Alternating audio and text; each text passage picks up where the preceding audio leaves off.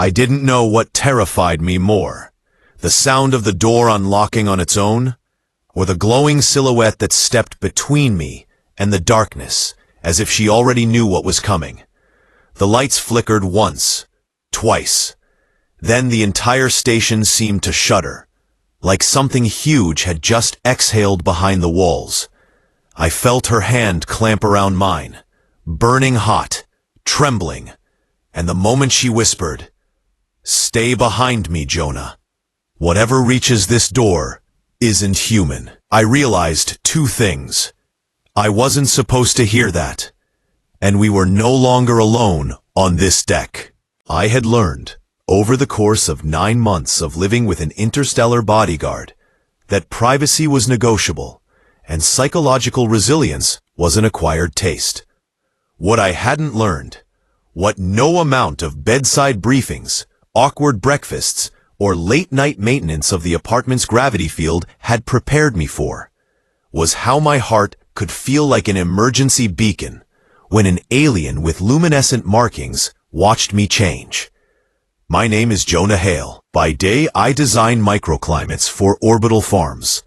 By night, I was trying to be a man who could keep a very particular species of roommate from being a walking hazard to himself. Her official designation on the contract from Helios Security read, Ariel 7, Primary Protection Unit, Biological, Mirathan.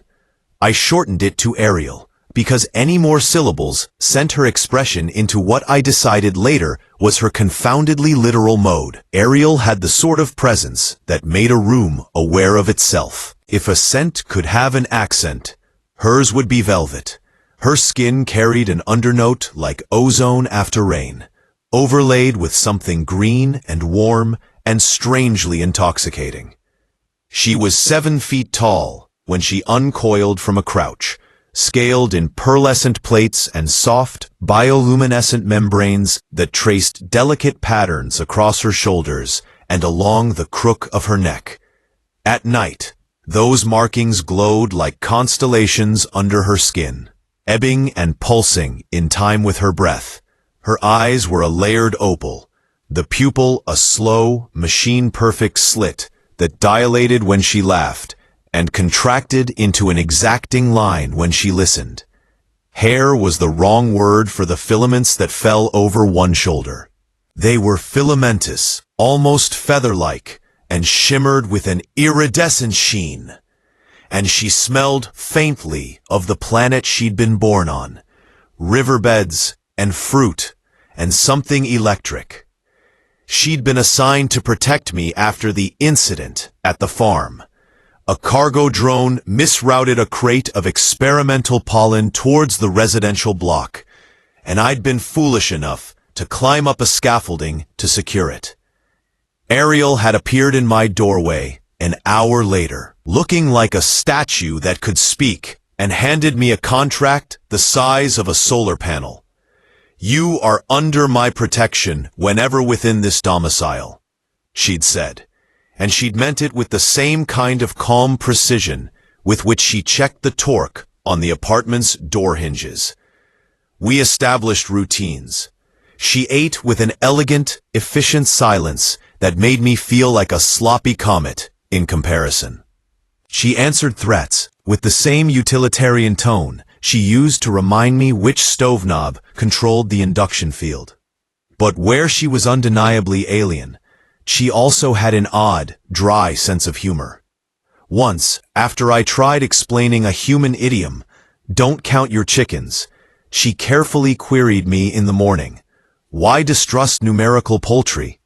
And I'd never laughed harder. The misunderstanding that turned my evening into a gravitational anomaly began at 7:30 on a Thursday. I'd had a long day. Humidity models failed. A farm supervisor sent me 6 pages of passive-aggressive annotated diagrams. And my left calf started to protest the imminence of my 30s.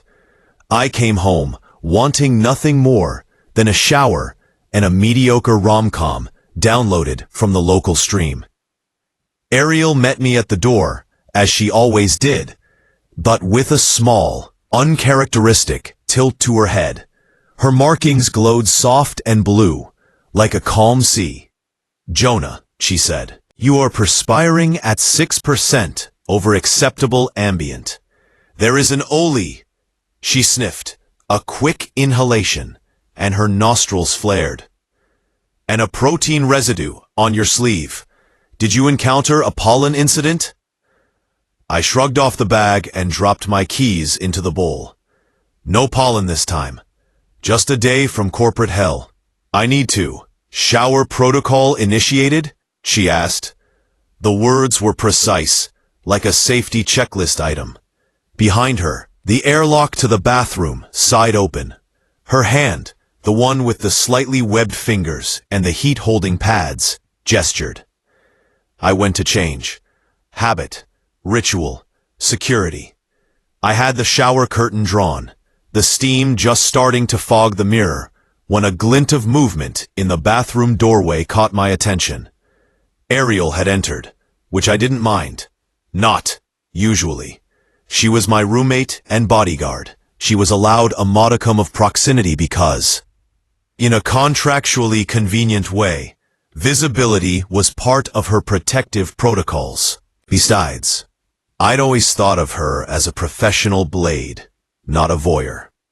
I was halfway into the habit of tucking my shirt around my shoulders when she didn't leave. "Jonah," she said again, softer this time. "You are in a biological state designated as changing. This action, in my experience, necessitates a maintenance of line of sight to ensure personal safety." I laughed hollowly. "That sounds clinical." Her mouth, if that's the right word, tilted. "It is. My people are literal." She stepped closer. It was an ordinary step for her, measured, careful. For me, 2 inches became an uncomfortable space that seemed suddenly insufficient. I turned halfway, caught glimpses of her luminous markings that had warmed from blue to a honeyed amber, and felt my skin respond like static to a storm cloud. On her world, Mirith, touching during another's changing, was a show of solidarity. It was a smallness, an elbow on a shoulder, a palm across an arm. But Myrithan biology was different. Her touch, though gentle, an experimental pressure on my shoulder blade, as if testing for weather, triggered something beneath her skin that the contract had not prepared me for. Ariel's markings flared. It was a slow, physical process. The lights along her clavicle brightened until they spilled across the tiles. A low harmonic hum rose from her chest, almost musical, like the resonance of a tuning fork, and the air around her seemed to warm in a way that made my scalp tingle. She drew one deep breath, and for a moment her opalescent eyes flashed white at the edges. "Warning," she said in a tone that was suddenly too small. "Physiological cascade detected. Autonomic excitatory sequences initiated." She sounded worried, frightened even, and that frightened me more than the way her shoulders brushed mine. "Cascade?" I managed. I tried to step back to give her space, but my towel-looped hip bumped against the sink. Our proximity was suddenly a precarious thing. I could smell her then, more vivid and intoxicating. Something green and sharp, like uncut fruit and metal. And beneath it, a sweetness so close, I wanted to breathe it in. When she reached toward the towel rail, her hand brushed my forearm in a movement that on Mirith might have meant assistance. On Earth, it was an intimate contact. Whatever the intent, the contact set her shimmering markings to a higher pitch. Veins of light along her jaw flushed into pink, and the hum throbbed like a distant drum. There was a faint, involuntary exhalation, half a gasp, half a note that vibrated against my chest. "This is," Ariel started. Then she stopped. Her vocalizations, normally precise and clipped, began to fold into breathy patterns I'd never heard from her. I could have laughed. I could have called for help. Instead, a ridiculous, sincere protectiveness swelled inside me, part concern, part a human reaction to the softening of someone so solid. I wrapped a towel tighter around my waist and did something utterly stupid. I reached and took her hand in mine. On Meredith, the clasp of hands during a cascade was a stabilization technique. On Milky Way apartments with faulty humidity regulators, it had unpredictable effects. But Ariel had been trained for unpredictability. She reacted with a staccato of suppressed instincts, every muscle under her translucent skin tightening, then relaxing. Our fingers fit together better than I had any right to expect. Her palm was warm. The skin there had the texture of riverbed rocks, both smooth and with an architecture of tiny ridges. Her thumb, two small pads, sympathetic and efficient, pressed once against the back of my hand as if to test my pulse. Her breathing evened. The hum dropped to a comforting, low resonance that made my teeth buzz. Her markings cooled to a steady lavender wave that flowed down her arm in time with her heartbeat. For a suspended minute, the world narrowed to the heat of her palm and the softness of the light beneath her skin. "You are stabilizing," she murmured. The words were not a command now, but a statement of fact, clean and utterly intimate. Her gaze was fixed on our joined hands, and the light in her eyes had an expression I couldn't parse, but wanted to. Gentle, curious, and something like gratitude. "Yeah," I breathed. "You're good at this." She blinked, and for the first time, I saw the hesitation at the edge of her composure. "I was not trained for," she said, then corrected herself with a blunt little smile. This version of close contact. We stayed like that, two people, holding hands, in a cloud-filled bathroom, breath steaming against the glass, warmth pooling at our joined palms, because stepping away felt like untying the knot of a stabilizing rope. For the first time since the contract, I felt like a human being beside an alien being, not a client with assigned security. The quiet lasted barely long enough to be cherished, when the door chime, our antiquated, human door chime that sounded like a tired penguin, suddenly poured into the apartment. "Delivery!" A female voice called from the other side of the door, chirpy and oblivious. "Package for Jonah Hale." A metallic clunk followed, and then heavy footsteps on the stairwell. I felt the heat leave me like a deflating balloon. I had to remember to breathe without making it obvious. I glanced at Ariel. The glow along her throat sharpened instantly. Her hands tightened around mine. Not a friendly squeeze, but a clamp that hummed with a new, unfamiliar sharpness. Her eyes, they were opal, reassuringly alien, but then they shifted, focusing past me toward the closed door with a predator calculator's precision. "Presence approaching," she said softly. "A small, social female human. Potential threat level minimal, but proximity may destabilize current physiological equilibrium." "Oh," I said, and despite the ridiculousness of it all, I felt the stirrings of laughter bubble up at her formal analysis, at our ridiculous position, at the way my chest felt oddly full and exposed. I opened my mouth to say something witty, but the words jammed when I realized the door had already unlatched. Mara walked in like she owned the hallway, hair in a messy braid, courier bag slung over her shoulder, cheeks flushed from the cold. She was my colleague, a bright, practical woman who loved plants more than people, and who could always be relied upon to bring me a spare battery or an unsolicited opinion about humidity gradients. She paused in the doorway, blinking at the sight of me half-dressed and the towering figure beside me. Her eyes widened, then narrowed in comic confusion. "Is this a cosplay?" she asked, clearly taking in Ariel's bioluminescent arm tattoos and the way she lingered with a hand on my forearm. She cocked her head. "Or is this a very committed new roommate?" Ariel's glowing lines flared, not softly this time, but in sharp, jagged pulses that made the tiles hum. The low hum she had made earlier rose again, but rougher.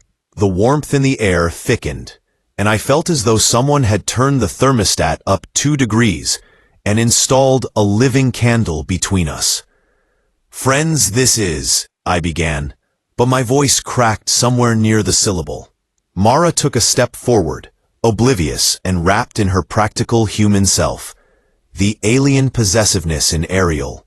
Possessiveness might still be the wrong word, but it was the closest I had, spooled up like a drawn wire. She moved before I could think, a fluid surge that positioned her so that she was between Mara and me. She didn't look aggressive. She looked protective, in the way a mountain blocks a blizzard. "State your purpose," she said. Her voice was level, but the soft undercurrents in it suggested an engine that had been revved. Mara blinked again, then laughed without humor. "I came to drop off? Oh, I see. Romantic triangle?" I could have died right there. My cheeks went hot. Mara's smile faltered as she took in the way Ariel's markings shimmered with anger amber, and the way the hum thrummed low and dangerous. I started, fumbling for words that wouldn't make the situation worse.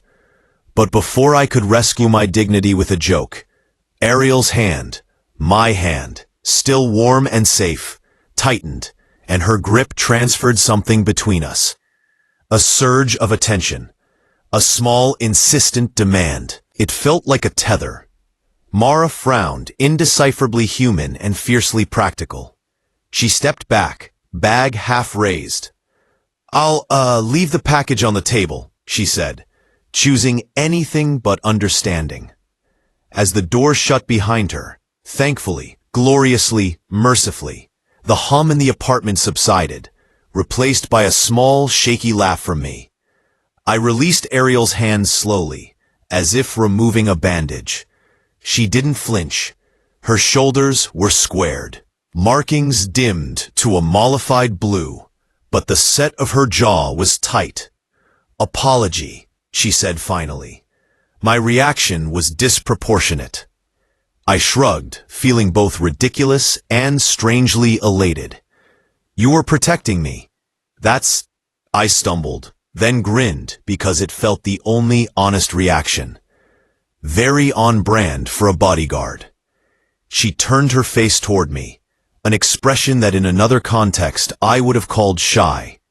The lights along her temples pulsed faintly. "Your physiology stimulates a response in mine," she said. "It was unplanned and disruptive. I will adjust my proximity protocols." I wanted to say something comforting, something that proved I wasn't afraid of how she had reacted. I wanted to stroke the soft lights that traced her cheekbones and tell her we were both idiots for being startled by something as old as biology. Instead, I found my voice small and honest. "Don't apologize for it," I said. "For whatever it is, it's okay. We can figure it out." She studied me for a long, slow second.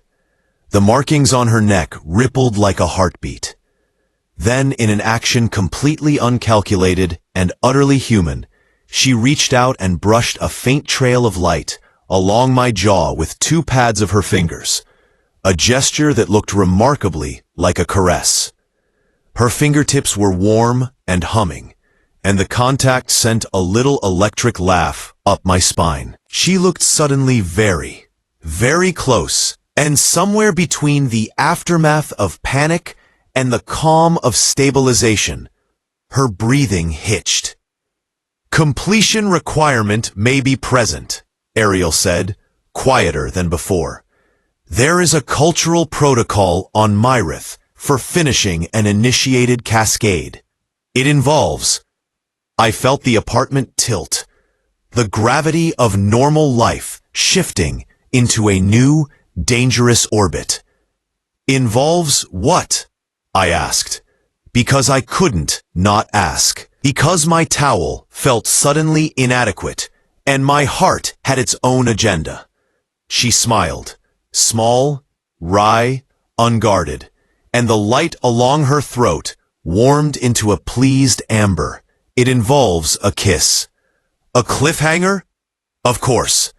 We had reached the first, messy precipice of a story that had the audacity to be tender and ridiculous in equal measure. Ariel's confession hung between us like a private solar flare. I could step back and reassert the clean boundaries of employer and protector, or I could step forward and find out what an alien world's kiss felt like. I should have been terrified. I was. But I was also infinitely, deliciously curious.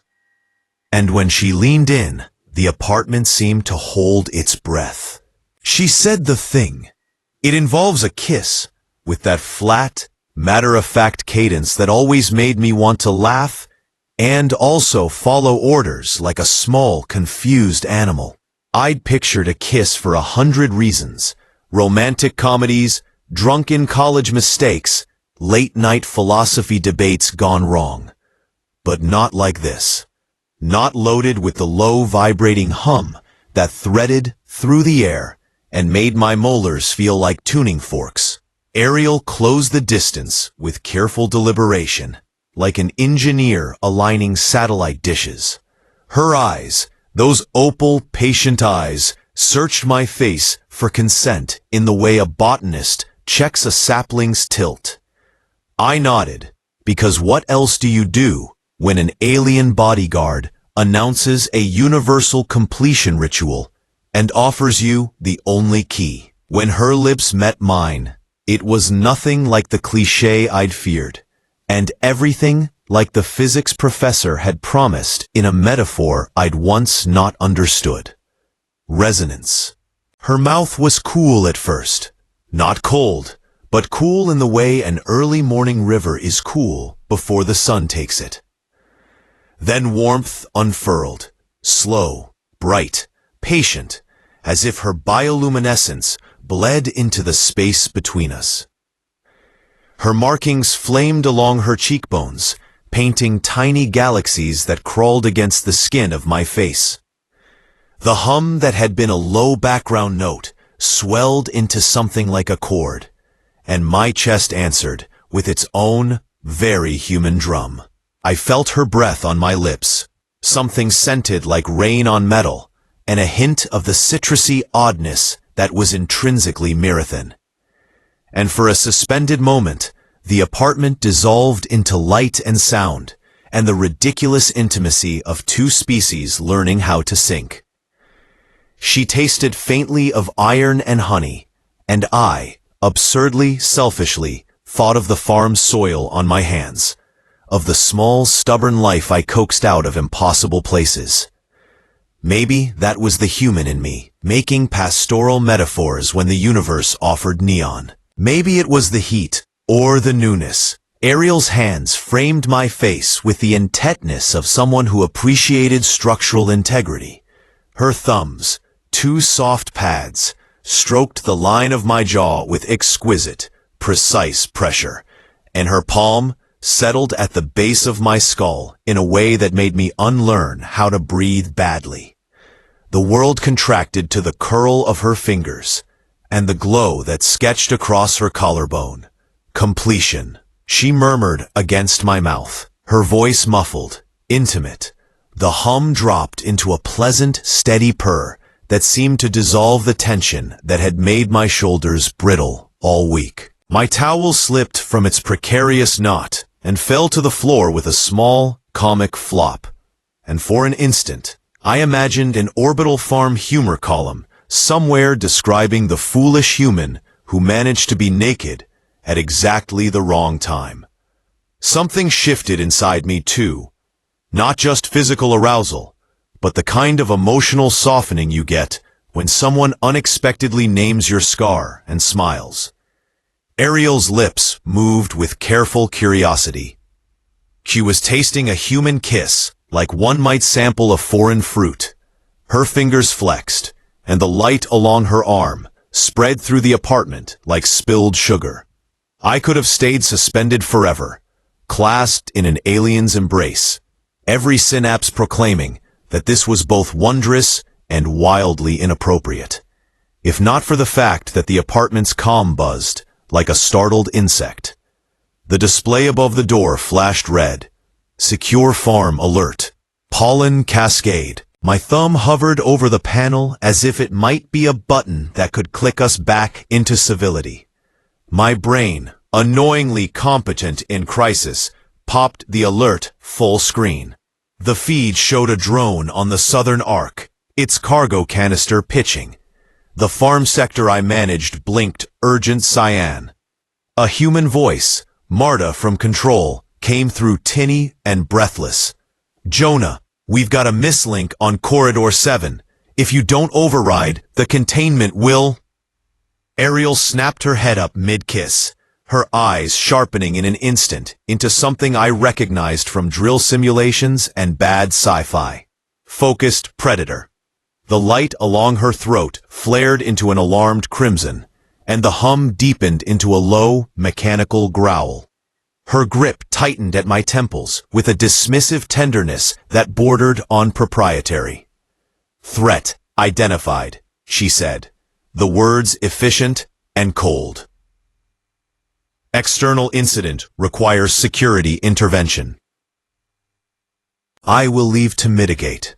She pulled away with the single-mindedness of a rescue vessel launching, mechanically perfect, necessary, serious in a way that had always made me admire her. I reached for her hand, because that was the only human reflex I had left. Wait, I said. Didn't we? She hesitated for the fraction of a breath that in other conversations might have been a space for negotiation. Then she sighed, a sound that was almost fond and almost aching. Finish first, she said, like someone reading instructions off a manual. Completion unresolved may lead to further autonomic destabilization during high-stress events. There it was, the practical, infuriating, intimate policy of her species, rolled into a sentence that somehow made my knees go slow and leaden with want. Right, I breathed. Finish. Ariel's eyes softened. The hum rewound itself into that soothing vibration, and she kissed me again. This time longer, more anchored, like two halves of a circuit closing. Her hand left my hair to rest at my collarbone. Fingers splayed as if she wanted to feel the rhythm of my heart. The contact sent an answering warmth through my ribs, and I felt rooted in a way I hadn't since childhood. Safe, known, inexplicably claimed. The world's edges blurred. Her mouth spoke vowels against mine that had no words in English, but felt unutterably like promise. I answered with my own clumsy tenderness, because it was increasingly clear that this was not some tidy, professional exchange. There was humor in the situation. Absurd, human laughter that bubbled up with the breath she stole. But it sat alongside something very, very real. We broke apart when the comm chimed again, insistent and shrill. This time, it wasn't the farm. It was the door. Someone was knocking, not the polite, spaced knocks of a delivery, but the urgent, neighborly pounding that said, something's wrong. A chill skated my spine. Ariel's luminescence spiked. Her pupils narrowed to slow, threatening slits. She moved in front of me in one fluid motion, not aggressive, but undeniably protective. The universal posture of do not come closer. Her hand found mine again and squeezed, gentle, possessive. "Who is it?" I asked. But my voice came out small. The knock sounded again, harder. A voice I half recognized, Lucas, the building's maintenance tech, shouted from beyond the door. "Jonah, apartment, are you guys okay? We heard an alarm." Ariel's jaw set into a line that I now recognized as, "Do not be a fool." The light along her neck pulsed a dangerous, molten hue. "Stay," she instructed me. Her voice held a level of insistence that wasn't command so much as a boundary.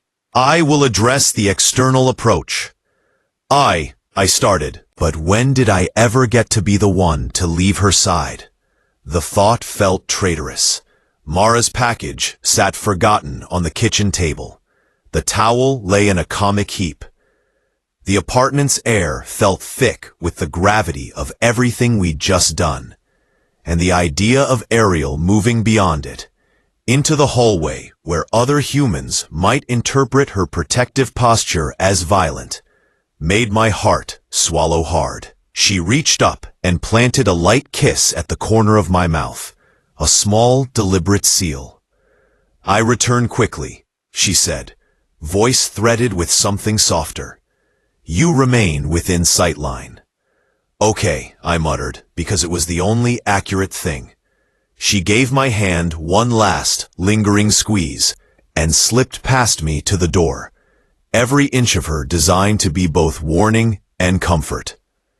She opened the door with the sort of calm that implies controlled chaos, and I held my breath as if the apartment itself might exhale with her. From where I stood, I watched the play of her markings like storm clouds, a litany of emotions broadcast through scintillating skin. The hallway light caught her profile, made her seem otherworldly in a building that preferred beige. Lucas loomed on the threshold, cheeks pink, hair a windswept disaster. He blinked at Ariel as if seeing a decorative art installation that had misread its museum. Hey, Ariel," he said, voice sliding between admiration and bewilderment. "Everything okay?" She stepped forward, blocking him with a simple human instinct I'd never seen in her before: territoriality. The hum built like a promise. Lucas stumbled back a half step, and then, in that blessedly human way, laughed uneasily. "Yeah, sorry to bother," he said, glancing past her into our apartment where my towel made its quiet, scandalous declaration. "There was this alarm. Thought someone got locked out." Ariel's head tilted, confounded literal, and the light along her throat softened. She answered in that slow, clear tone that made me love and fear her in equal measure. "We are engaged in an interstitial cultural procedure," she announced. "There is no immediate danger. Thank you for checking. And you can save this interview." The door closed. Ariel leaned against it for a moment, as if recalibrating. She looked back at me then, and in that look was an entire galaxy of possibility and question. Protective instinct, jealousy, worry, and something that tasted faintly of happiness. Before she could say anything else, the display on the comm panel pulsed. "Farm alert. Containment breach imminent." The drone feed jittered. The cargo canister drifted, its seal compromised. Ariel's hands were no longer gentle as she turned to me, urgent and unstoppable. "Completion insufficient," she said, voice low and taut. "If we do not finalize, there is a risk of unresolved biogenic bonding manifesting during security operations. This is dangerous for you." My pulse answered like a drumline. There it was, the cliff edge again, a ritual not simply romantic, but necessary. She stepped forward, eyes blazing with something that was 100 different things at once. "Then we finish this," I said, which might have been bravado or might have been a confession. She closed the gap with a speed that made the apartment tilt, and as her lips met mine again, the lights dimmed, The hum deepened, and somewhere under it all, beyond the door's thin barrier, the drone drifted closer, and the world prepared to be very, very small. Ariel kissed me with an urgency that felt like it had its own gravity field. Not frantic, no, she was too controlled for that, but concentrated, focused, like I was part of a ritual that required precision. Her lips moved with a kind of reverence, and the heat radiating off her skin rose until it tingled against mine. Then, just as quickly as she had surged, she pulled back with a sharp inhale. Her markings had shifted again, this time to a brilliant gold that rippled across her collarbones like molten light. The hum in the air intensified, vibrating against the walls and cupboards like an invisible storm. "That is enough," she said softly, though her pupils dilated in a way that looked anything but calm. "I am stable enough now to operate." "Stable enough?" I gasped, leaning against the counter, because my knees clearly hadn't gotten the memo about staying upright. "That's not comforting." "It is accurate," she replied, turning toward the farm alert panel. Her voice was steady, professional, but her chest rose fast, her breath shallow. "The cascade is managed to a tolerable threshold. I can engage without compromising your safety." I swallowed. The apartment felt warmer now, almost tropically so. "Are you sure?" She glanced over her shoulder, and for the first time since she'd moved in, Ariel looked conflicted. A beat. "I must be." Her tone wasn't cold. It carried something almost tender, but beneath it, I heard the strain, a tension created by two impossibilities, pulling in opposite directions. Duty and me. The farm alert blared, more aggressive this time. A small red fracture graphic pulsed on the display, a containment crack forming in the drifting cargo canister. If it ruptured, 11. Experimental pollen would spill into the orbital atmospheric feed. That meant every person on the station could be sneezing glitter for a month, or worse. Ariel squared her shoulders. The air changed around her. She was slipping into full protector mode, every movement efficiently lethal. "I will intercept the drone before the breach." She moved toward the door. "Ariel, wait." I caught her wrist. Her skin pulsed under my fingers. Warm, almost feverishly so. Her eyes snapped to mine, and the glow inside them flickered, conflicted. "You can't go out there like this," I said, gesturing vaguely at the shimmering gold patterns still racing across her skin. "If someone bumps you or surprises you, won't that make the cascades spike again?" "It may," she admitted with a small exhale. "But the alternative is thousands of people covered in alien glitter," I finished. She blinked. "And respiratory distress." "Right. That too." For a moment, we just stood there, hands locked in a grip that felt like a promise and a goodbye pressed together. Then she said something that made my heartbeat lurch. "You restored my control once. If I destabilize again, I may require you immediately." Her voice dropped, soft and earnest. "I trust your presence more than any technique." My mouth went dry. "Then I'm going with you." Her markings flared in alarm. "Absolutely not." "Oh, absolutely yes." She stepped closer, towering over me, protective instincts blazing in her golden glow. "Jonah, your species is fragile. Exposure to the cargo, even the containment area, will compromise your respiratory system. I will not allow this risk." "You can't just run into that yourself. You just said you might destabilize again." "Then you stay near." She caught the contradiction halfway through the sentence. Her jaw tightened. "It is safer for you here." "It's safer for you if I'm with you." We stared at each other. Her hum deepened. My pulse quickened. The farm alarm blared again, urgent and insistent. Ariel broke the stalemate first. She stepped forward, placed her hands gently but firmly on my shoulders, and bent her forehead to mine. The gesture radiated heat and intimacy, like a promise held in both palms. "You are important," she whispered. "You are," her voice caught, "not optional." My chest hurt in a way that wasn't unpleasant. "Then stop trying to do everything alone."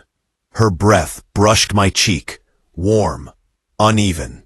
The glow beneath her skin flickered between gold and a soft rose, like a wavering emotion she couldn't quite regulate. "I will allow you to accompany me," she said finally, "but only if you remain directly behind me at all times." "I can do that. And you obey every instruction, even the weird alien ones? Especially those. And if I don't?" Her throat markings flared. "I will pick you up and carry you." I choked on a laugh. "Okay, now I kind of want to test that." "Do not." We moved to the door, the world narrowing to urgency, adrenaline, and the echo of a kiss that still tingled on my lips. But before Ariel opened it, she paused. Her hand hovered inches above the control pad. Then she turned back, grabbed my face in both hands, and pressed a short, fierce kiss to my mouth. Not ritualistic, not stabilizing, personal. "Return safely," she whispered. Not a command, a plea. And then, the door slid open with a hiss, revealing the glowing corridor beyond. Ariel stepped through first. I followed so close I could feel the heat radiating off her skin. Her hum deepened. Her markings brightened. The air thickened with tension and impossible stakes. Somewhere in the distance, the drone containing the cracked canister drifted, seconds from breach. And by the time the corridor lights flickered ominously overhead, I realized something terrifying.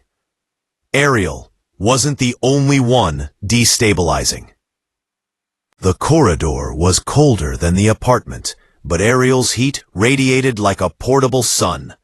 Her hum vibrated through the floor tiles, steady, strong, a protective frequency I could feel in my ribs. Even so, every few steps her markings flickered, shimmering from controlled gold into a more erratic rose gold blush. Not ideal. "Your glow is doing the thing again," I whispered. "I am aware," she said, voice tight. "Do not comment." "Right. No glow commenting. I can do that." Ariel shot me a sideways look, her pupils thin with exasperation and maybe worry.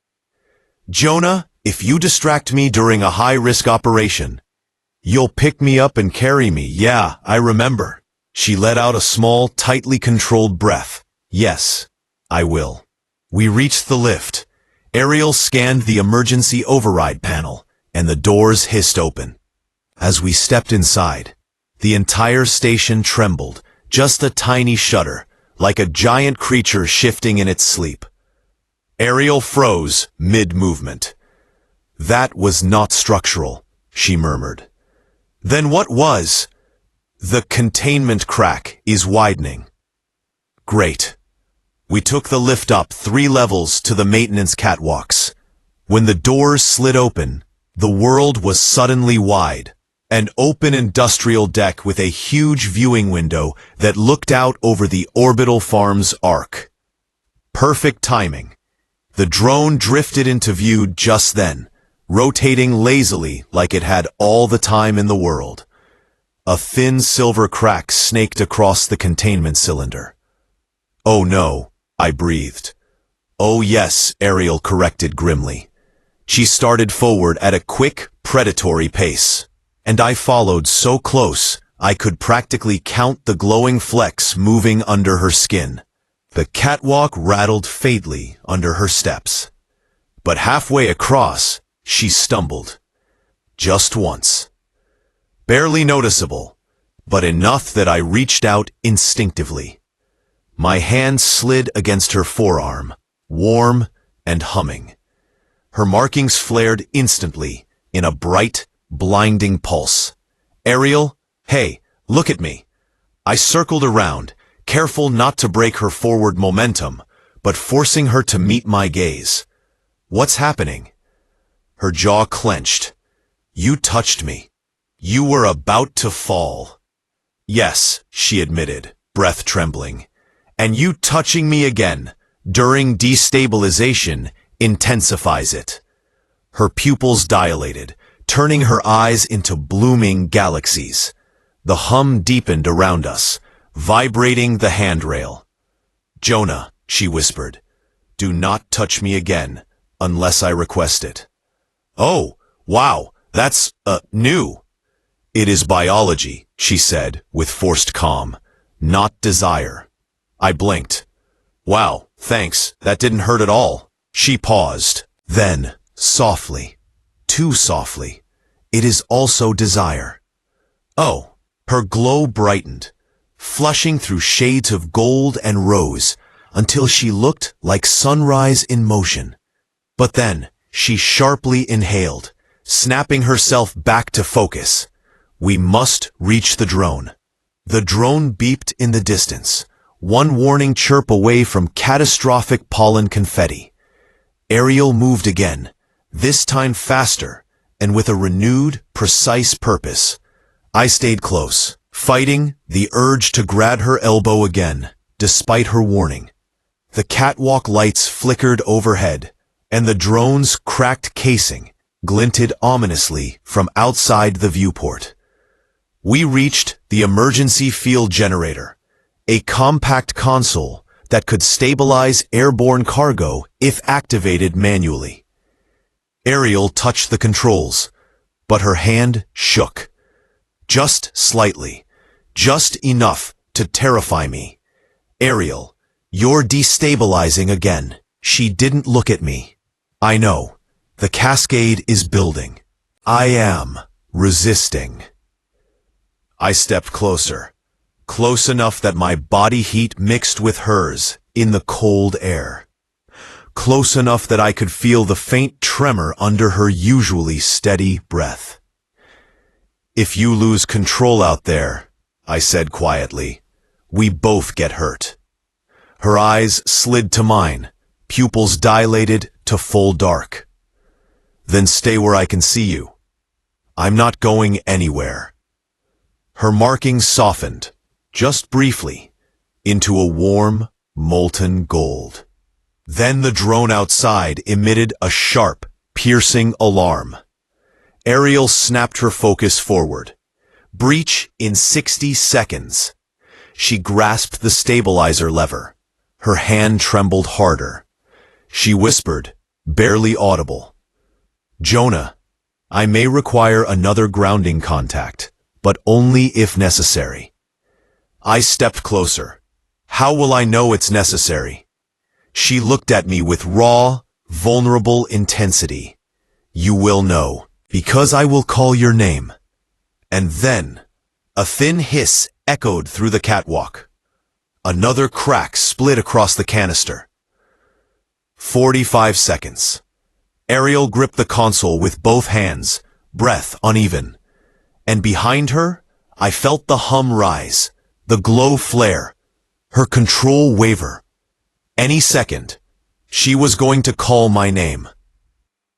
The hum radiating from Ariel deepened into something that vibrated through the metal catwalk, through my bones, through every inch of air between us.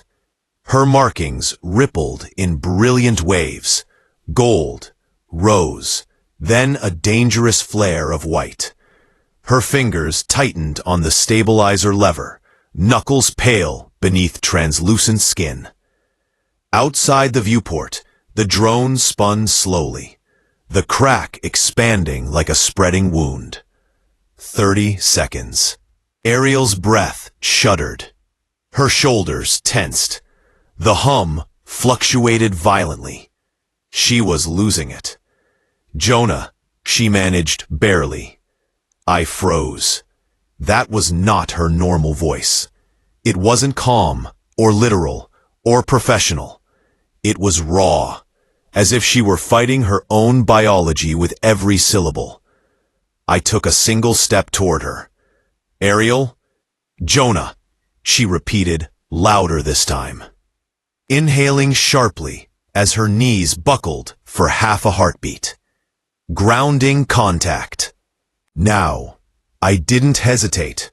I moved behind her, sliding my arms around her waist from behind, anchoring her with steady pressure. Her body was burning, hot enough that heat radiated through her armored membranes. Her back pressed into my chest, and her breath hitched sharply at the contact. Her markings exploded in color, brilliant, swirling, breathtaking. "Is this enough?" I whispered into her ear. "More." Her voice trembled like a wire pulled too tight. Both arms, fully around. I tightened my embrace, pulling her back against me, one of her hands still gripping the stabilizer, the other clutching my forearm, like it was the only barrier between order and chaos. The hum stabilized for one perfect second. Her head tilted back slightly, brushing my cheek. A soft sound left her, half exhale, half helpless sigh. "Your presence," she whispered. "It overrides the cascade." My chest tightened. "I'm here. I've got you." Then the drone outside jolted in its orbit, the crack leaking a faint shimmer of pollen. The emergency readings spiked. 20 seconds. Ariel stiffened, muscles coiling. I must hold the stabilizer through the full field surge. Alone, I cannot maintain stability. "Then don't be alone," I murmured, holding her tighter. She exhaled shakily. "Then, brace me." Without warning, she grabbed both my hands and repositioned them from her waist to just below her ribs, pulling my arms snugly into a firmer hold. The position pressed us even closer, her back warming my entire front. My heart nearly rocketed out of my chest. "Ariel, this angle maximizes grounding contact," she said breathlessly. "Do not let go." Wasn't planning to. She inhaled sharply, steadied her footing, and shoved the stabilizer lever forward. The entire deck lit up in a blinding surge of blue-white energy. A shockwave trembled through her body and into mine. Her markings flared hotter, brighter, cascading through shades I'd never seen. Burnished gold to rosy peach to a brilliant luminous white. "Ariel, are you okay?" I tightened my hold instinctively. And then, outside the viewport, the stabilizer field blasted outward, wrapping the drone in a shimmering containment bubble.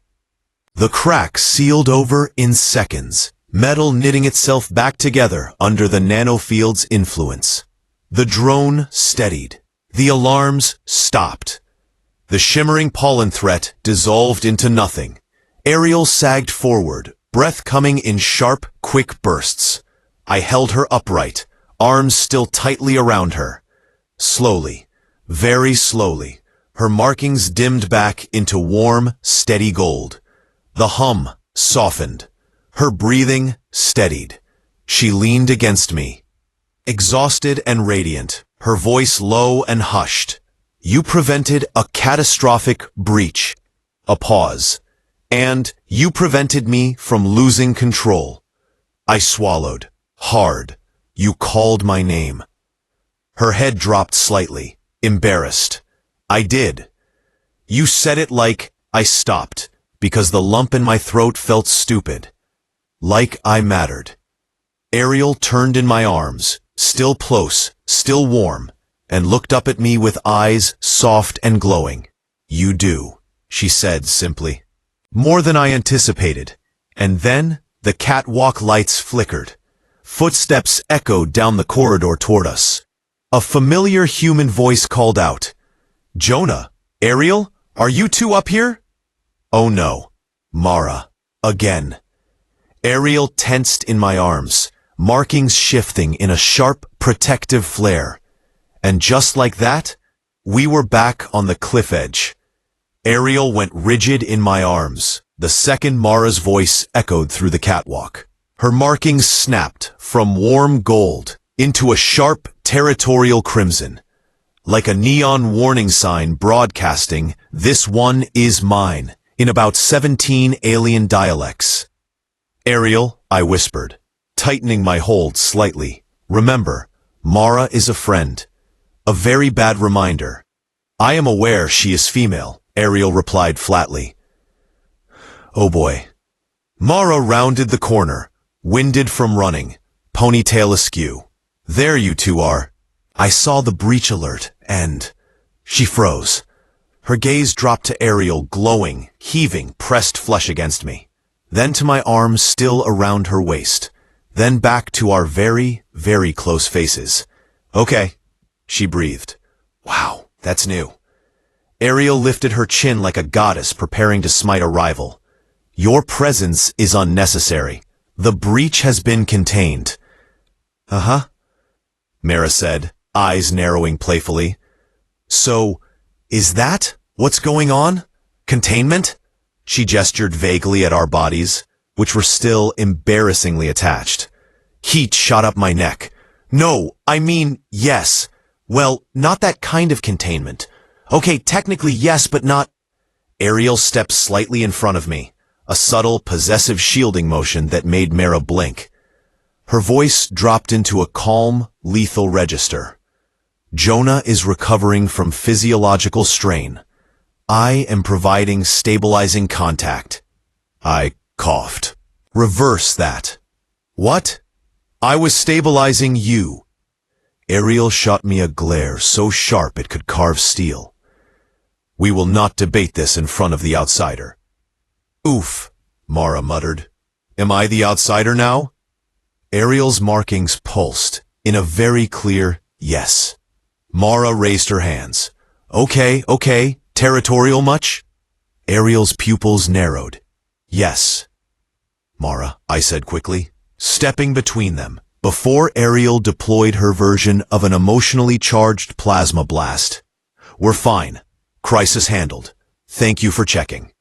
She studied me carefully. "Jonah, she's glowing like a jealous mood ring." "I do not know what that is," Ariel said, "but I object to the tone." Mara just grinned, because she had the survival instincts of a distracted squirrel. "So, when's the wedding?"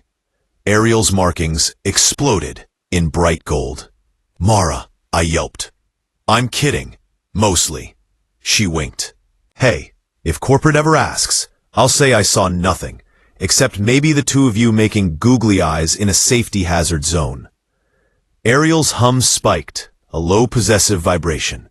"Mara," I said firmly, grabbing her shoulders and spinning her toward the exit. "Goodbye." She let herself be escorted backward, still smirking. "Bye, Jonah. Bye, glowing tall girlfriend." Ariel hissed. "Hissing is new," Mara observed. Then she vanished around the corner. Silence fell. Slowly, very slowly, I turned back to Ariel.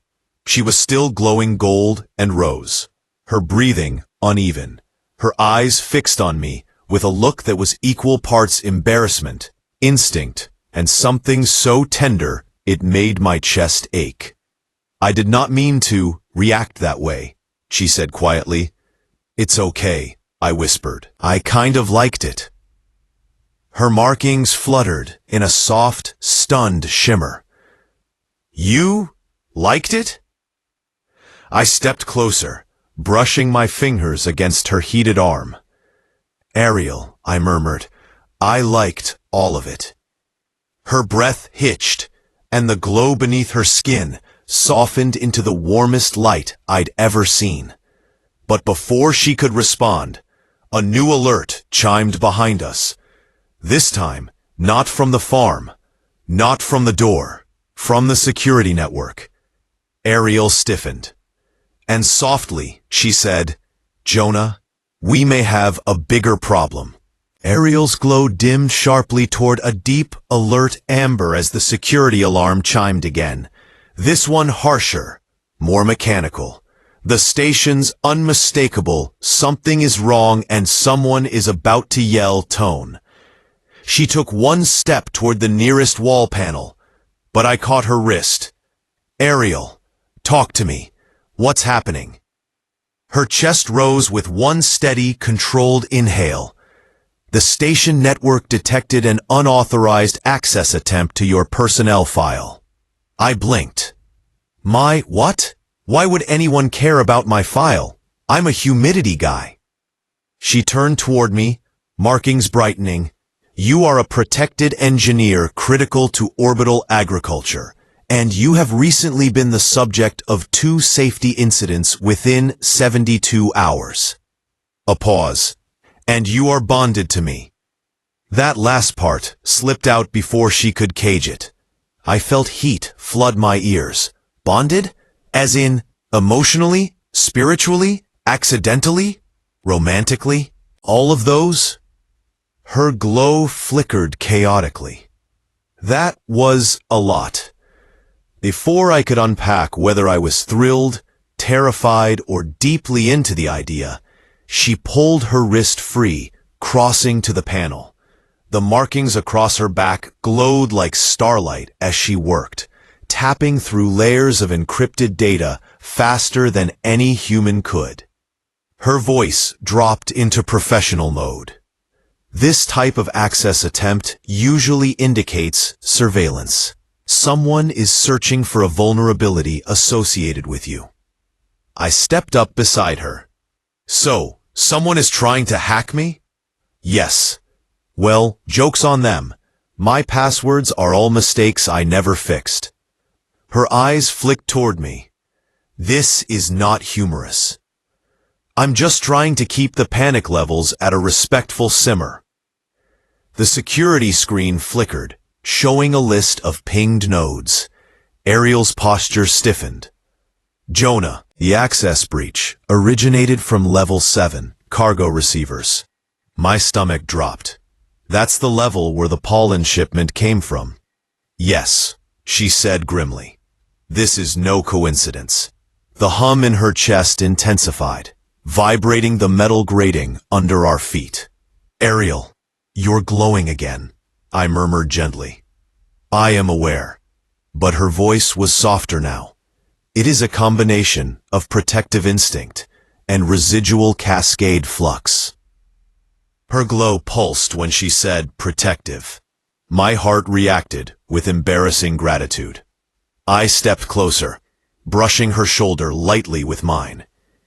"If someone is targeting me, you need to know.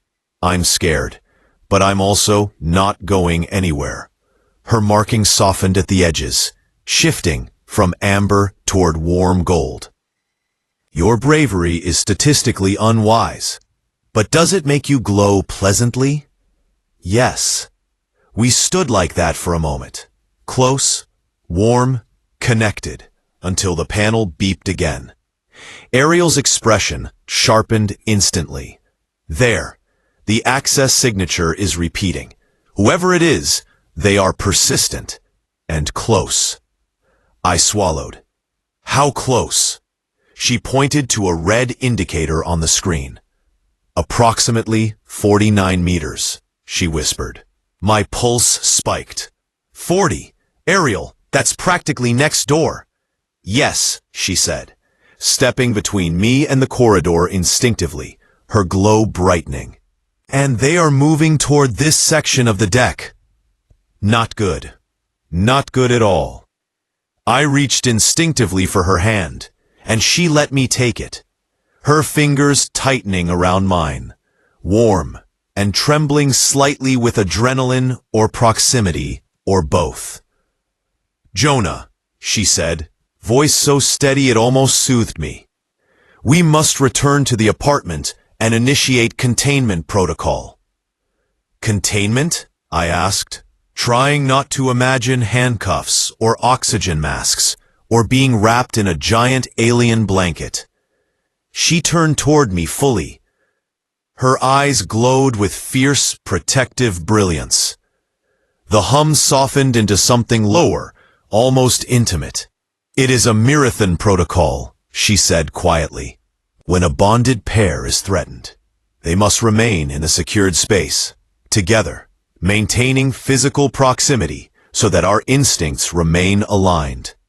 Meaning," her grip tightened, "meaning, I will not leave your side." I exhaled, half terrified, half relieved. "Okay, let's do what we have to." She pulled me closer, closer than necessary, her warmth curling around me like a shield. "But Jonah," she murmured. "Yeah? If this individual is truly after you," her markings flared, bright and protective, "I may need more grounding contact to stay fully controlled during the encounter." I blinked. "How much more are we talking?" Her pupils dilated. "More than before." I swallowed. "Define more." Ariel leaned in, her lips almost touching my ear. "I will show you." And with that, she grabbed my hand, turned toward the shadows of the corridor, and said in a low, determined voice, "Stay close. Everything is about to change." Ariel led me down the catwalk with a pace that was one breath short of a sprint. Her hand wrapped around mine firmly, not painfully, but with a controlled urgency that made my pulse jump.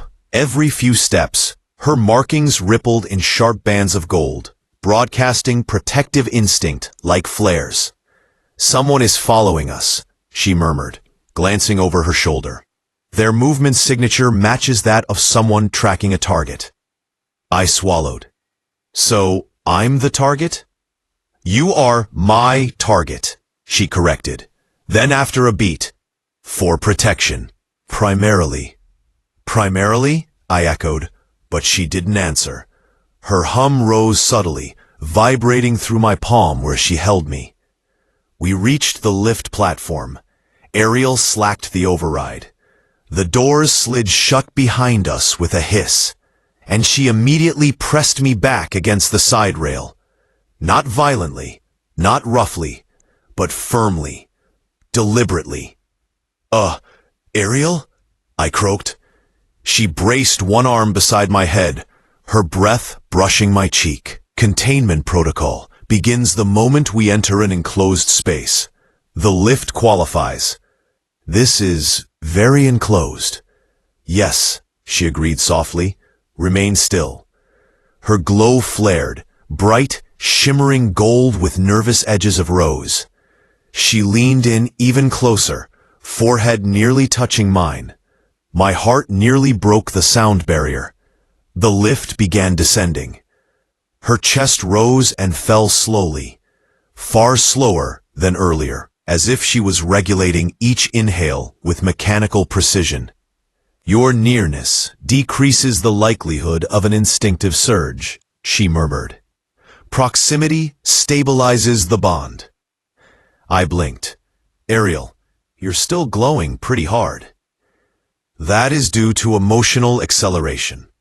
"Emotional acceleration," I repeated. "Right, so like stress?" She hesitated. "Attraction." Oh. The hum between us shifted. Low, warm, intimate. Her pupils widened, and the markings along her neck brightened in a rhythm suspiciously close to a heartbeat. "Ariel," I whispered, "are you flustered?" A beat of silence. Then, in the softest, smallest voice I'd ever heard from her, "Yes." The lift doors slid open to our apartment level. Ariel didn't move. She stayed close, gaze locked on mine, warm breath brushing my lips in a way that made my spine flicker with electricity. "If I release you too soon," she said, "the cascade may rebound.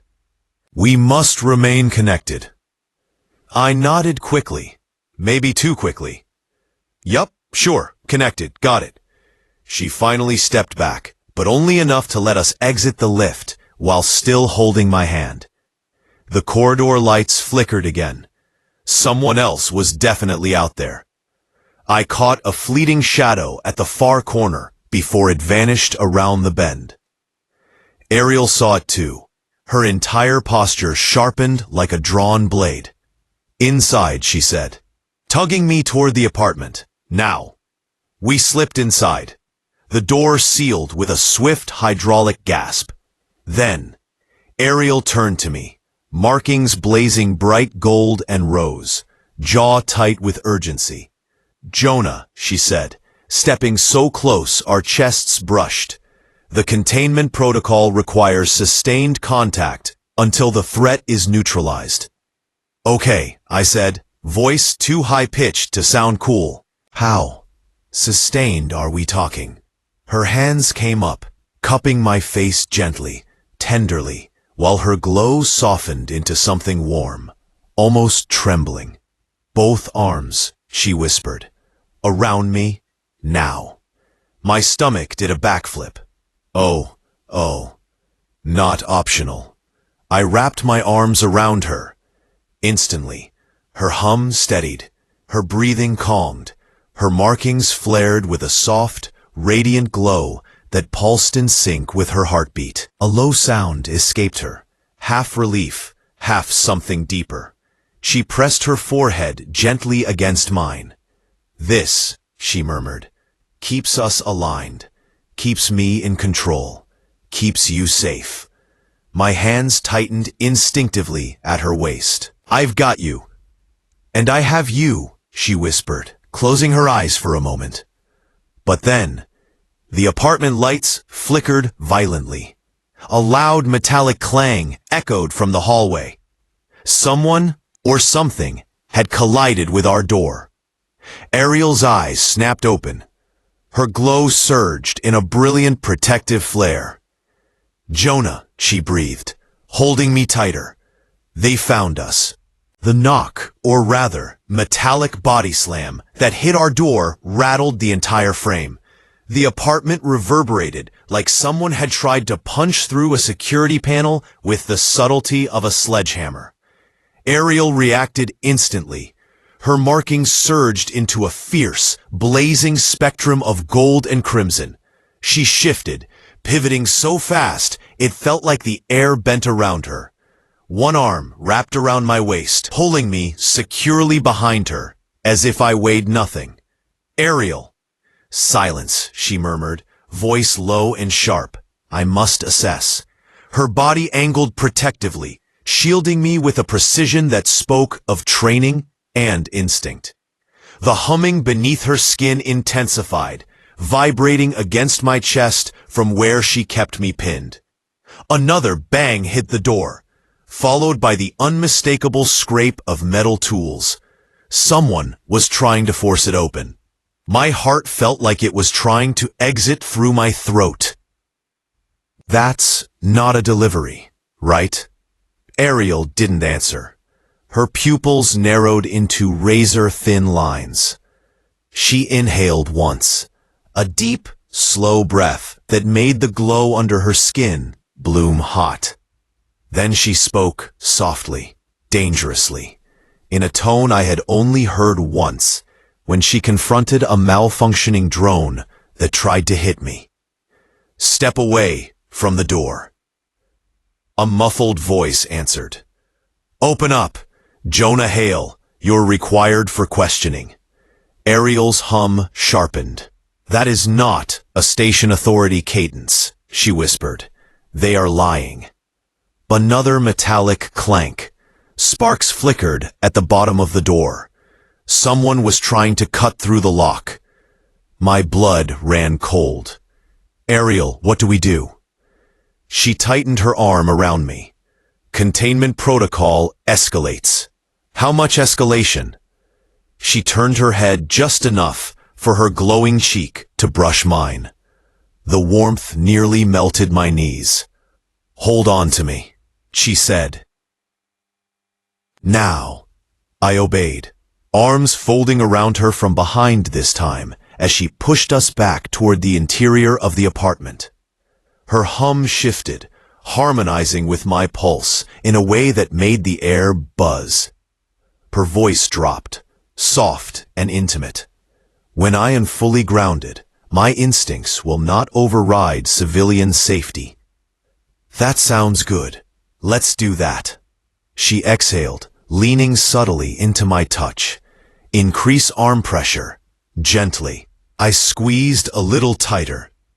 Her glow softened, deepening into warm, molten gold. Her shoulders relaxed, just slightly against me. Yes, she breathed. That is sufficient. The sparks at the door intensified. Everything in me tensed. Ariel, they're breaking in. Then remain exactly as you are, she whispered. Your contact strengthens my control. My voice cracked. I'm trying. She reached up, guiding my hand from her waist to her sternum, holding it there, pressing me against her heartbeat. Her skin was furnace warm. Her breath shuddered. I nearly forgot how to stand upright. This keeps the cascade aligned, she murmured. Your rhythm calibrates mine. Well, my rhythm is currently panic. It is preferable to mine, she replied softly. The door screeched as the lock gave way another inch. I swallowed hard. Ariel, are you going to fight them? If they intend harm, she said calmly, yes. Then she added, barely audible, but fight controlled, fight rational, fight without harming the wrong target. That is why I need you. Her hand covered mine, warm and steady. Do not release me. I won't. The door groaned. A shadow appeared through the widening gap. Ariel's entire body tensed, every muscle prepared, every marking alight, every instinct boiling under the surface. Like a storm, she was forcing herself to hold back. Then, a loud thud, a grunt, and the shadow slumped sideways out of view. A new voice followed. Hey, whoever is breaking into the Hale apartment, stop that. That's the wrong unit, genius. Ariel stiffened. My brain recognized the voice instantly. Oh no, I groaned. Please don't tell me. A cheerful tone rang out through the hall. Jonah? Ariel? It's me, Lucas. I think someone tried to bust down your neighbor's door by mistake. Ariel blinked once. Her glow sputtered. Then, like a star imploding in slow motion, the fierce crimson drained from her markings, replaced by stunned gold embarrassment. Lucas knocked lightly. You guys okay? No alien fights? No pollen meltdowns? Patrick whispered, mortified. He is very loud. Yeah, I sighed. He is. Another pause. Then Lucas called cheerfully. Also, I brought snacks. Ariel made a sound that could only be translated as, I am reconsidering my vow not to commit violence. Her markings warmed. Jonah, she murmured. Please tell me your species does not consider this normal. Patrick whispered, forward against her shoulder. Welcome to humanity. The cascade glow softened, but the danger was very, very far from over. Lucas's knuckles tapped the door again. 3 cheerful little knocks that didn't match the adrenaline roaring inside the apartment. Jonah, you alive in there? I've got kelp chips, the good kind. Ariel's markings flickered in exasperation. Gold, rose, then a faint, irritated red. She whispered, mortified. Why does he announce his offerings like a courting ritual? I choked on a laugh. He's just like that. She turned her head slightly toward me, still held firmly in my arms, still warm, still glowing.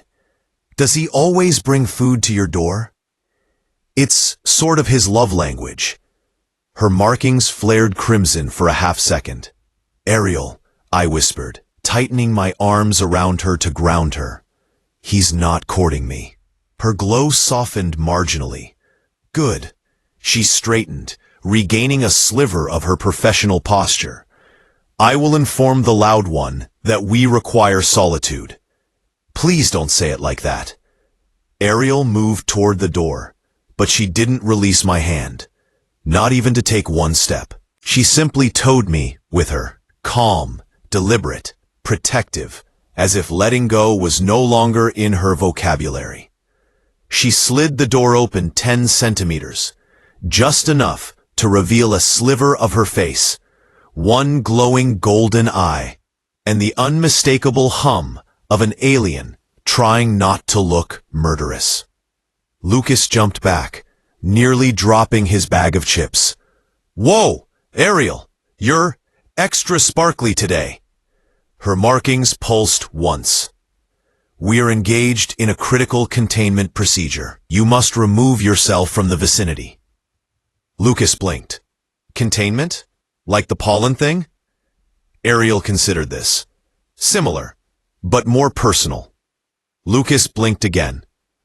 "Okay, so that sounds like either a medical emergency or a very weird date." Ariel bristled. I slapped a hand over her forearm before she could hiss again. "We're fine," I said quickly, stretching my face into the most human, harmless smile I could. "Just handling something." Lucas studied me. Then the door. Then our hands, still very obviously intertwined. Oh. Then, oh. Ariel stiffened, wiggling his eyebrows. "I'll just, leave these chips here, and go, and pretend I didn't see anything." "You saw nothing," Ariel said flatly. "Yep, nothing at all," Lucas agreed, backing away so fast he nearly tripped over his own feet. "Have fun, good luck, with the containment." He disappeared around the corner in a flustered tumble of limbs. Ariel exhaled a deep, weary breath and closed the door. Silence. Then she turned to me slowly. "I dislike him," she announced. "No, you don't," I said gently. She scowled. "He is excessively bold and noisy." "Actually, that's his charm." "His charm?" she repeated, skeptical. I stepped closer, brushing a hand along her arm. "You're jealous." Her markings flared a warm, embarrassed rose. "I am. Protective. That's one word." Her gaze softened. "Jonah, I do not wish others to misinterpret our bond." My heart thudded. "And how would you interpret our bond?" Ariel hesitated, markings shimmering, pupils dilating, glow pulsing with something tender and unguarded. "I interpret it as," her voice lowered, "reverent and small, important." Heat rushed through me. I stepped closer. Close enough, our breaths mingled. "Ariel," before I could say anything more, the security panel on the wall chimed again, this time with a sharp, coded tone. Ariel snapped upright, markings flashing amber. "What now?" I groaned. Her eyes narrowed as she read the alert. The unauthorized access attempt was only Phase 1. A cold feeling crept down my spine. "Phase 1? Yes," she whispered. "Phase 2 is active." "What does that mean?" She looked at me with a seriousness that made my skin prickle. "It means the intruder is no longer trying to access your file." She stepped forward, cupping my face with both glowing hands. "They're trying to access you." My breath caught. Ariel pulled me firmly against her, protective instincts blazing bright. "Jonah," she murmured. "Whoever they are coming directly for you." Her hum deepened, her glow intensified, and in a voice both tender and unyielding, she whispered, "I will not let them take you." Ariel's glow intensified until her markings cast soft gold across the walls of our small apartment. The hum rolling from her chest vibrated against my ribs, steady and fierce. Her hands remained on my face, gentle, warm, protective in a way that made the air feel charged. "Ariel," I whispered, "who would even want to come after me?" Her eyes darkened, pupils tightening into blade-thin slits. "The alerts indicate a deliberate pursuit, Not random, not opportunistic. A beat. This intruder knows your identity. That landed like a stone in my gut. Before I could respond, the lights flickered. Once, twice. Then the entire apartment dimmed to emergency amber. The floor hummed beneath us. Ariel's grip on me tightened. They've accessed the local power grid, she said. This is a diversion tactic. Diversion from what? I breathed. From getting to you more quickly. My stomach dropped. Ariel, how close? Footsteps echoed in the hallway outside. Slow, heavy, deliberate. Ariel pushed me behind her instantly, posture snapping into lethal precision. She stalked toward the door, her markings flaring like molten rivers across her skin. Ariel, stay behind me, she commanded. We may need to execute full defensive protocol. That sounds violent. Yes, she said simply. I swallowed. The footsteps stopped right outside the door. Silence. Then, a gentle knock. A knock so soft it felt wrong. Too calm. Too controlled. Ariel's voice dropped to a whisper, low and deadly. Do not answer. The knock came again. Same gentleness. Same eerie patience. Then a voice. Jonah Hale? It was smooth, unsettlingly polite. I'd like to speak with you. Please open the door. Ariel's hum snapped into a sharper frequency. Almost a growl. Do not open that door. I wasn't planning on it. The voice outside spoke again, louder. I apologize for the intrusion. I'm here on behalf of Helios. It is urgent that we speak. Helios. The company that assigned Ariel to protect me. That couldn't be good. Ariel hissed under her breath. They are lying. That vocal cadence is not Helios regulation. The voice continued with perfect, eerie politeness. I assure you, Jonah, opening the door will simplify things considerably. Ariel stepped closer to the door, markings blazing. You do not command him, she said. A beat of silence. Then, ah, the voice replied, tone changing. The Marathon. My blood froze. The intruder spoke again, softer, smug. Your protective unit has become attached. Ariel stiffened. Her glow snapped into a fierce red-gold flare.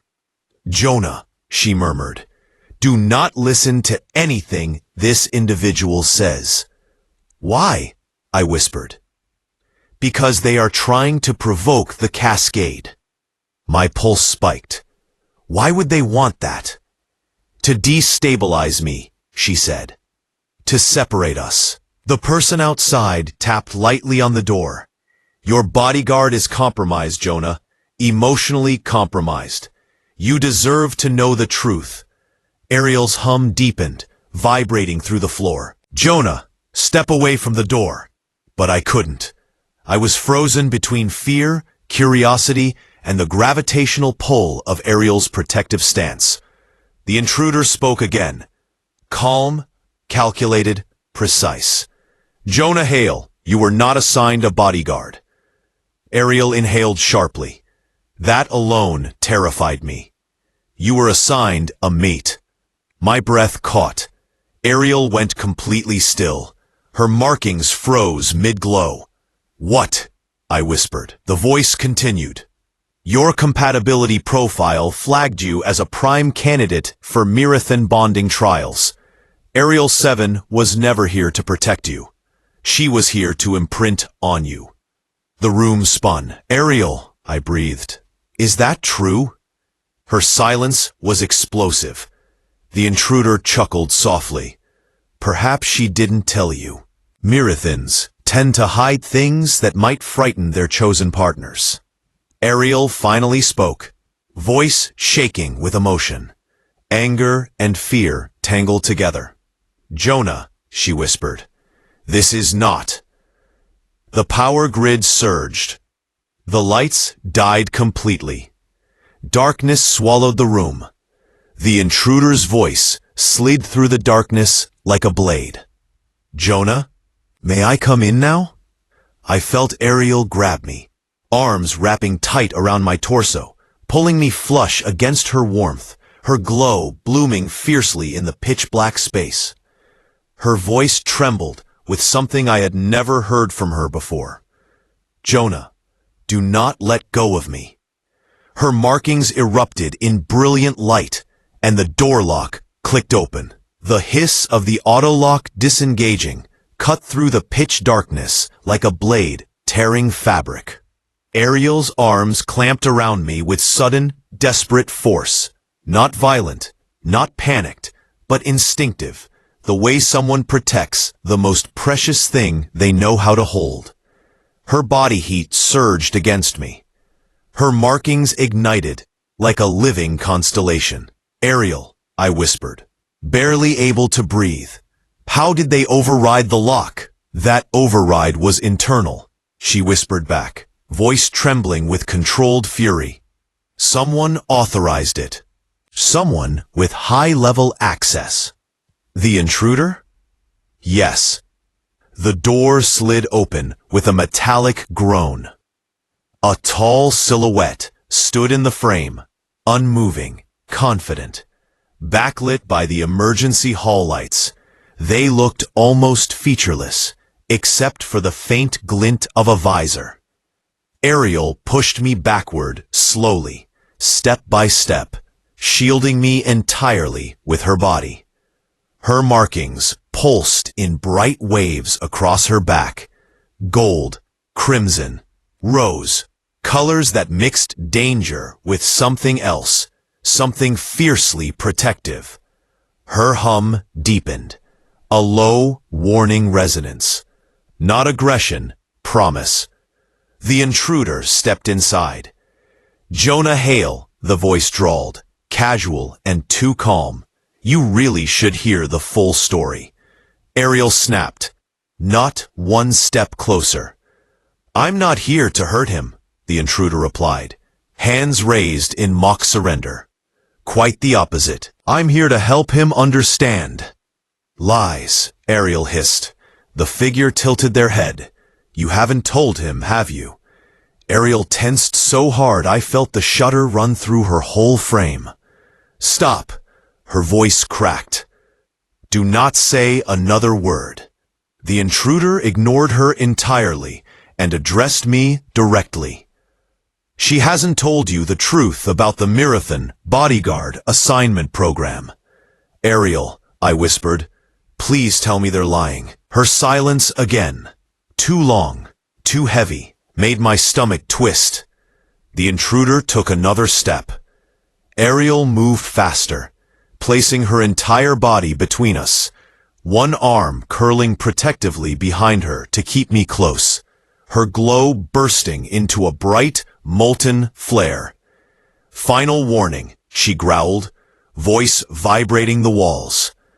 The intruder held up a slim, hollow device. With a tap, a projection sparked to life, a file header glowing in the dark. "Biological bonding trial. Ariel 7. Compatibility match. Jonah Hale, active." My blood turned to ice. The intruder said calmly, almost academically, "Jonah, you weren't assigned a random alien protector. You were selected as part of an interspecies compatibility study. Ariel was sent because her physiology was deemed the most responsive to yours." Ariel's breath hitched. "Stop it, now." The intruder went on, undeterred. "She was programmed, trained to bond with you, to imprint on you, to..." Enough. The sound that tore from Ariel was not a shout. It was a resonance. A shockwave of raw emotion.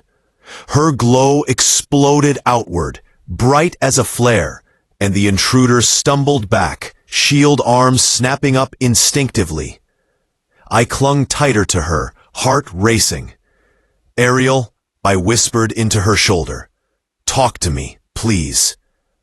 The intruder laughed softly. "He doesn't know. He doesn't even know what your glow colors mean." "Ariel." I touched her back gently. "Look at me." She didn't turn. Couldn't. Her markings flickered wildly. Gold, crimson, rose, white, like lightning struggling to decide where to strike. "Jonah," she whispered, voice breaking. "I did not lie. I did not choose the assignment, but I chose you." My breath caught. "You chose me?" "Yes." Her voice cracked again. "I chose you long before the cascade. Long before the kiss. Long before I knew what it would mean." The intruder lowered their device, tone shifting to something darker. "And now you're compromised, Ariel.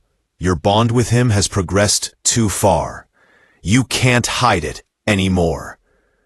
Ariel trembled, but not with fear, with something fiercer. "You will not take him," she said. "Oh, you misunderstand," the intruder replied, coldly. "We aren't here for him." They lifted a second device, one that hummed with a dangerous electric pitch. "We're here for you." Ariel inhaled sharply, and the glow around us surged, bright enough to burn shadows into the walls. "Ariel?" I whispered, tightening my arms around her. She leaned back into me, just slightly, head close enough that her glowing cheek brushed mine. "Jonah," she said softly, as if this moment was hers alone, as if the world was about to split. "No matter what happens, do not release me." The intruder stepped forward, device raised, and Ariel's markings wet brilliantly, terrifyingly white. The instant Ariel's markings flared into that brilliant, terrifying white, the air inside the apartment changed. Not metaphorically, literally. The atmosphere rippled, like heat shimmer across desert sand, bending light and shadow around her body. The intruder froze mid-stride. "Oh." Their voice dropped, suddenly cautious. "You're already at phase 3. Ariel's hum deepened into a resonance that vibrated the very floor, sending a shudder up my legs. Her entire body tightened against mine, protective, grounding, but trembling with enormous strain. "Jonah," she whispered, "hold on to me." I wrapped my arms tighter around her from behind, feeling the heat radiating through her armor-like plates and soft membrane regions. Her skin was burning hot, not painful, but intense, alive, thrumming with power she was barely able to contain. "Ariel," I whispered into her shoulder, "breathe. I'm right here." Her fingers laced over mine as the intruder stepped back, visor gleaming faintly in the white glow. "Well," the intruder sighed, tone changing into something professional and resigned. "This just became significantly more complicated." Ariel snarled, a low, vibrating, almost musical sound, like a warning note plucked on a string thicker than steel. "You came here," she growled, "to remove me." "Correct," the intruder replied. "You will not. That's not up to you anymore." Ariel's glow surged brighter. "It is now." The intruder exhaled, soft, almost sympathetic. "You really bonded to him. Fully. Irreversibly." Ariel stiffened. I froze. "Irreversibly?" I whispered. Ariel tightened her grip over my hands, chest rising in a ragged breath. "Jonah, this is not the moment." "On the contrary," the intruder said, "it is exactly the moment. He should know what's happening to you." Ariel shook, not with fear, but with barely contained emotion. "Stop speaking. You're in the final stage of Marathon imprinting," the intruder continued, "where biology has already adapted to him." My throat tightened. "What does that mean?" Ariel's voice cracked. Jonah, please, let me explain. It means, the intruder cut in. Her instincts will no longer allow distance, or replacement, or reassignment. I felt Ariel's breath catch sharply. The intruder lowered their device slightly. In simple human terms, she's chosen you as her permanent partner. The room spun. Ariel's entire body tensed in my arms, glow flickering wildly between white and rose gold. She whispered, so faintly I almost didn't hear. Yes. My heartbeat punched upward. Ariel. She leaned her head back against me, her cheek brushing mine, glowing warm and trembling. Jonah, I chose you, not because of a program, not because of biology, because, her voice faltered, because your presence quiets everything inside me. My chest tightened so sharply I nearly forgot the intruder existed. But, she continued, my choice violates the terms of my assignment. That is why they came. The intruder raised the second device again, now glowing with a pulsing blue grid pattern. We're not here to harm you, they said, but we must deactivate your imprint response and remove you from the station. Deactivate? My voice cracked. Remove her? The intruder's voice softened. I'm sorry. It's the protocol. Ariel, I shouted, pulling her closer as her hum stuttered. Fight it. She shook violently, pressing back against me, her fingers digging into my hands. Jonah, listen, she gasped. Her markings sputtered, then flared wildly again. If they sever this bond, I will. Her voice collapsed into a choked sound. The intruder stepped forward. We must escort her now. Ariel collapsed forward, and I caught her. But her glow surged again, blinding white. And in the brilliant flare, with her voice raw, shaking, desperate, she whispered something that made my heart stop. Jonah, I love you.